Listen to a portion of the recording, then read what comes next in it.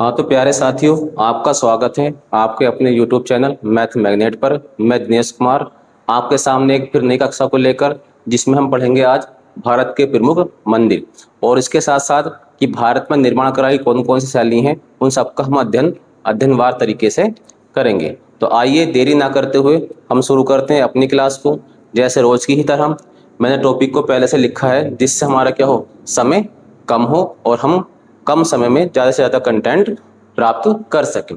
तो भारत के प्रमुख मंदिर हैं, तो सबसे पहले बात कर लेते हैं कि मंदिर निर्माण कला का विकास किस काल में हुआ है। तो जो मंदिर निर्माण कला का विकास हुआ है वो हमारा गुप्त काल में हुआ है। मूर्ति कला का विकास जो हुआ है वो कहाँ पर हुआ है, तो मूर्ति कला का जो विकास हुआ है वो कुषाण काल में हुआ है। और किसके समय में, राजा कनिष्क के समय में मुख्यतः हमारे पास मूर्ति कला के विकास को देखा गया है। मूर्ति कला निर्माण की दो शैलियां होती हैं, जिसको हम जानते हैं, एक मथुरा कला के नाम से और दूसरा जानता है हम गांधार कला के नाम से। आगे बात करते हैं कि पहले मानव जिनकी मूर्ति बनाकर पूजा की गई थी तो उनका नाम है गौतम बुद्ध। गौतम बुद्ध ने अपने पूरे जीवन पर्यंत मूर्ति पूजा का विरोध किया था, लेकिन अंत में क्या हमारे पास करा कि जैसे बौद्ध धर्म को मानते थे, बौद्ध धर्म की दो शाखाएं थी, एक हीनयान और एक महायान। तो हीन महायान के लोगों ने इनकी मूर्ति बनाकर पूजा प्रारंभ की थी। आगे चलते हैं, मंदिर के निर्माण कितनी शैली हैं, तो भारत में मंदिर निर्माण की मुख्यतः तीन शैली देखी जाती हैं, जिसको हम जानते हैं, एक नागर शैली के नाम से, दूसरे को जानते हैं हम द्रविड़ शैली के नाम से और तीसरी को जानते हैं हम बैसर शैली के नाम से। बात करते हैं उत्तर, जो नागर शैली है वो उत्तर भारत के क्षेत्र में प्रसिद्ध है, अर्थात उत्तर भारत के जितने भी मंदिर होते हैं मुख्यतः वो सब नागर शैली में निर्मित है। इसमें होता क्या है कि इसमें जो मंदिर का तल होता है वो एक ऊंचे आधार पर रखा जाता है और ऊपर से जो होता है वो कैसा होता है, गुंबदाकार का होता है। बात करते हैं द्रविड़ शैली, तो हमारे पास दक्षिण भारत के जितने ही मंदिर होते हैं सबको किस में निर्मित किया गया, प्रमुखतः द्रविड़ शैली में निर्माण किया है। और ये ऊपर से कैसे होते हैं, ये ऊपर से पिरामिड नुमा आकार के होते हैं। बात करते हैं बेसर शैली का, तो ये बेसर शैली क्या है, तो ये द्रविड़ शैली और नागर शैली का मिश्रित रूप होता है। भारत में मुख्यतः विंध्याचल पर्वत और कृष्णा नदी के बीच का क्षेत्र होता है, वहां पर हमें बेसर शैली को देखने को मिलती है। जैसे मैंने हमारे पास मैप के माध्यम से आपको बताने का प्रयास किया है कि हमारे पास भारत है, भी भारत का मैप है, ये दक्षिणी भारत और ये उत्तरी भारत है। तो हमारे पास प्रमुखतः हम विंध्याचल पर्वत से ऊपर का भाग ले लें उत्तर भारत, और कृष्णा नदी से भाग ले लें मुख्यतः तो दक्षिण भारत के नाम जानते हैं। और जो उत्तर भारत में शैली है वो कैसी है, हमारे पास नागर शैली है, और जो दक्षिण भारत में शैली है वो कैसी है, द्रविड़ शैली है। वही बात कर ले हम कृष्णा नदी और विंध्याचल पर्वत, इनके बीच की शैली जो है वो कैसी है, बेसर शैली के नाम से जानते हैं। और यहाँ पर इन्हीं मंदिरों की शैली से मंदिरों का निर्माण किया जाता है। आगे चलते हैं, पहला मंदिर है हमारा मीनाक्षी मंदिर। तो मीनाक्षी मंदिर कहाँ पर स्थित है, मदुरै में स्थित है। और मदुरै कहाँ पड़ता है, तमिलनाडु में। पूछा जाए कि मीनाक्षी मंदिर किस नदी के किनारे पर स्थित है, तो ये हमारे पास बेगई नदी के किनारे पर स्थित है। मीनाक्षी मंदिर कौन से भगवान को समर्पित है, तो ये शिव एवं पार्वती का मंदिर है, और इसको हम अन्य नाम सुंदरेश्वरम के नाम से भी जानते हैं। ये किस शैली में निर्मित है, तो ये हमारा द्रविड़ शैली में निर्मित है। और इसका निर्माण जो कराया था वो पांड्य शासकों ने कराया था, जिनका राजकीय चिन्ह क्या था, तो इनका राजकीय चिन्ह मछली था। आगे बात करते हैं खजुराहो के मंदिर की। तो खजुराहो के जो मंदिर हैं वो कहाँ पड़ते हैं, वो पड़ते हैं छतरपुर मध्य प्रदेश में। और जो इसका निर्माण कराया था वो किसने कराया था, चंदेल शासक धंग ने इसका निर्माण कराया था। वही बात करते हैं कंदरिया महादेव के मंदिर। तो जो कंदरिया महादेव का मंदिर है वो भी कहाँ पड़ता है, छतरपुर में पड़ता है, मध्य प्रदेश में पड़ता है। लेकिन इसका जो निर्माण कराया था वो चंदेल शासक विद्याधर ने कराया था। कंदरिया महादेव मंदिर का जो अन्य नाम है उसको हम चतुर्भुज मंदिर के नाम से भी जानते हैं। और दोनों किस शैली में बने हुए हैं, ये दोनों हमारे नागर शैली में बने हुए हैं। आगे चलते हैं, एलोरा का कैलाश मंदिर। तो जो एलोरा का कैलाश मंदिर पड़ता है वो कहाँ पड़ता है, औरंगाबाद यानी महाराष्ट्र में। और औरंगाबाद में दो मंदिर और हैं, एक तो हमारे पास अजंता की गुफाएं हैं वहां पर प्रसिद्ध हैं, और एलोरा का कैलाश मंदिर यहाँ पर स्थित है।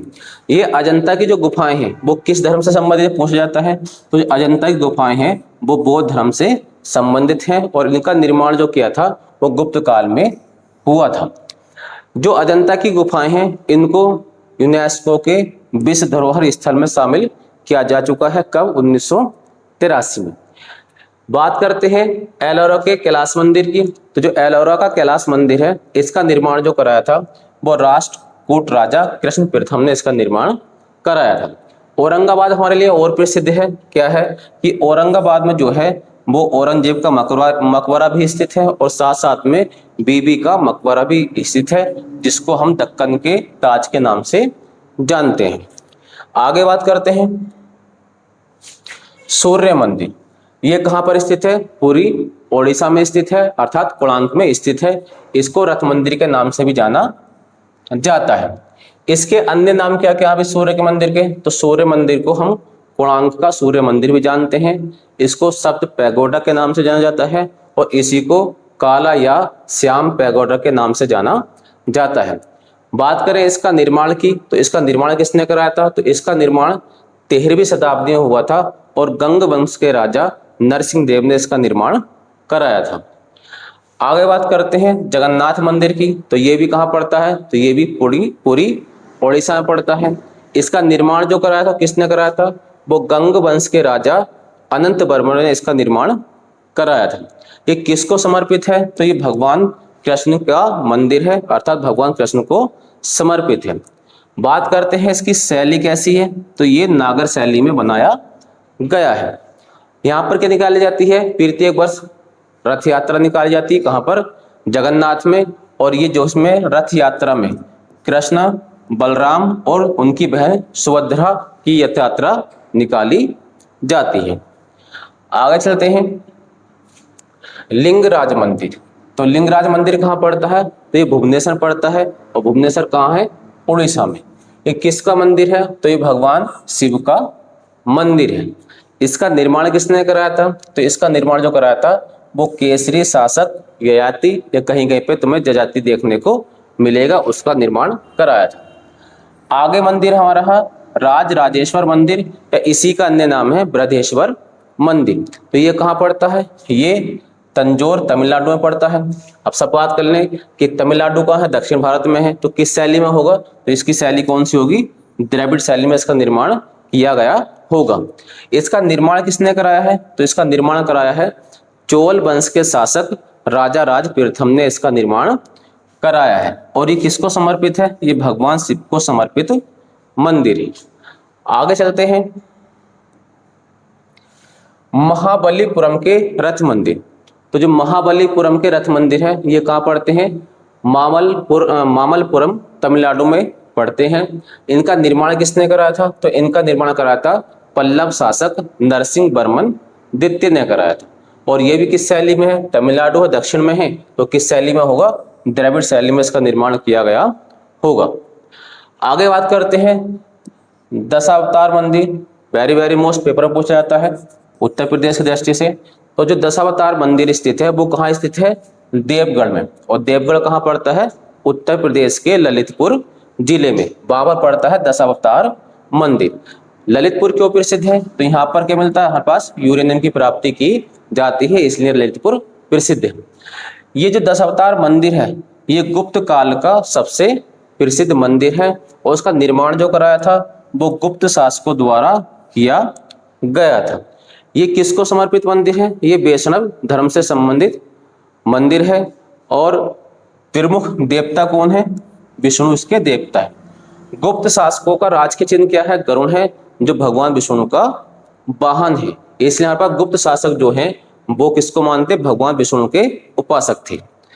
आगे चलते हैं अंकोर वाट का मंदिर। Very very most. Angkor Wat का मंदिर कहाँ पड़ता है? तो ये पड़ता है कंबोडिया में। इसका पूर्व नाम क्या था? कंफुचियस का नाम था, और ये दक्षिण पूर्वी एशिया का एक देश है। अंकोर वाट का मंदिर किस भगवान को समर्पित है? तो जो अंकोर वाट का मंदिर है भगवान विष्णु को समर्पित है, और इसका निर्माण जो कराया था वो सूर्य वर्मन द्वितीय ने कराया था। बात करते हैं तो ये क्या है, अंकोर वाट जो है विश्व का सबसे बड़ा हिंदू मंदिर है। ये किस शैली में है, तो ये द्रविड़ शैली में निर्मित है। बात की जाए कि इसके दीवारों पर जो है वो रामायण महाभारत के दृश्य भी अंकित किए गए हैं। अगला मंदिर जो है वो है मोढेरा का सूर्य मंदिर। तो मोढेरा सूर्य मंदिर कहाँ पड़ता है, तो ये मोढेरा ही पड़ता है, और मोढेरा कहाँ पर है, गुजरात। बात करें किस शैली में बना हुआ है, तो हमारे पास ये बना हुआ है नागर शैली में। इसका निर्माण जो कराया था वो किसने कराया था, सोलंकी या चालुक्य शासक भीमदेव प्रथम ने इसका निर्माण कराया था। आगे बात करते हैं मारतंड का सूर्य मंदिर। तो जो मारतंड का सूर्य मंदिर पड़ता है वो कहाँ पड़ता है, जम्मू कश्मीर के अनंतनाग जिले में ये मिलता है। इसका निर्माण किसने कराया था, तो इसका निर्माण कराया था कारकोट राजवंश के राजा ललितादित्य मुक्तापीठ ने इसका निर्माण कराया था। तो इस प्रकार हमारे पास 3 सूर्य मंदिर 3 देखने को मिलते हैं। सूर्य मंदिर मुख्य 3 हो गए।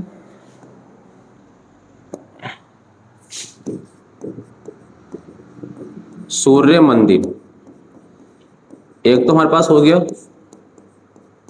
कोणार्क का सूर्य मंदिर, एक हो गया हमारे पास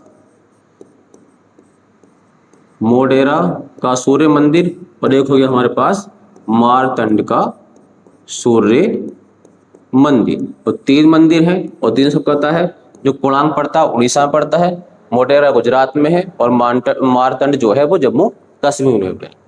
आगे बात करते हैं कैलाश मंदिर की। तो कैलाश मंदिर कहाँ पड़ता है, कांचीपुरम तमिलनाडु में पड़ता है, और किस शैली में होगा, जाहिर सी बात है दक्षिण भारत में है तो द्रविड़ शैली में होगा। और इसका निर्माण जो कराया था, निर्माण किसने कराया था, पल्लव शासक नरसिंह वर्मन ने इसका निर्माण कराया था। आगे बात करते हैं पंचायतन शैली। तो यही मंदिरों की एक शैली है। तो मंदिर निर्माण की एक शैली, इसमें क्या होता है, इसमें एक प्रमुख मंदिर होता है जो बिल्कुल मध्य में होता है, और इसके चारों दिशाओं में 4 मंदिर और बनाए जाते हैं। इस प्रकार कुल 5 मंदिर बनाए जाते हैं। तो मंदिर के निर्माण की इस शैली को पंचायतन शैली के नाम से जाना जाता है। एक शब्द आता है पंचार्थिक, अर्थात शैव धर्म के समर्थकों को हम क्या कहते हैं, पंचार्थिक के नाम से जानते हैं। किंतु दक्षिण भारत में जो शिव के उपासक होते हैं उनको हम नयनार के नाम से जानते हैं। एक शब्द है पंचरात्र। तो पंचरात्र क्या होता है, जो विष्णु भगवान के समर्थक होते हैं उनको पंचरात्र के नाम से जाना जाता है। लेकिन यही बात कर लें कि दक्षिण भारत में भगवान विष्णु के उपासकों को क्या कहा जाता है, तो वहां पे उनको अलवार के नाम से जाना जाता है। तो ये हमारे पास कुछ मंदिर थे। इसका अगला पार्ट और आएगा, और आपको क्लास अच्छी लगी हो तो हमारे पास कमेंट करना, जिससे हम अगली क्लास आने के लिए प्रेरित हों। धन्यवाद।